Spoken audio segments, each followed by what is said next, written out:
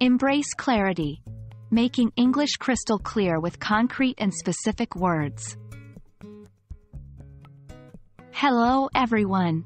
Today we're going to dive deep into a vital aspect of English language learning, especially important for writing effective emails or letters.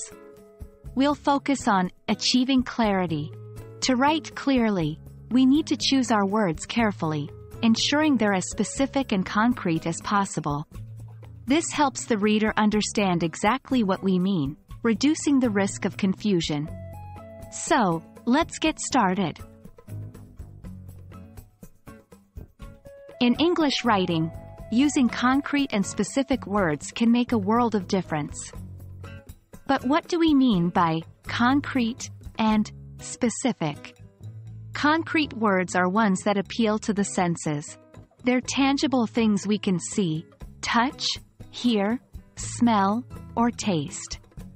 For example, apple is a concrete word, whereas fruit is more abstract. Specific words, on the other hand, provide detail and precision. For example, dog is a general term, but golden retriever is more specific. By choosing words that are concrete and specific, you make your writing clearer and more interesting. Now, let's see how we can make our writing more concrete. Imagine you've written this sentence in an email. I received your item and it's nice. This sentence is not terrible, but it's a bit vague. What is nice exactly? Can we make it more concrete? How about, I received your handmade candle and its lavender scent is delightful. Here, handmade candle and lavender scent are more concrete and specific than item and nice. Next, let's make our words more specific. Consider this sentence. I read your document and have some suggestions. Again, this isn't bad, but it could be more specific.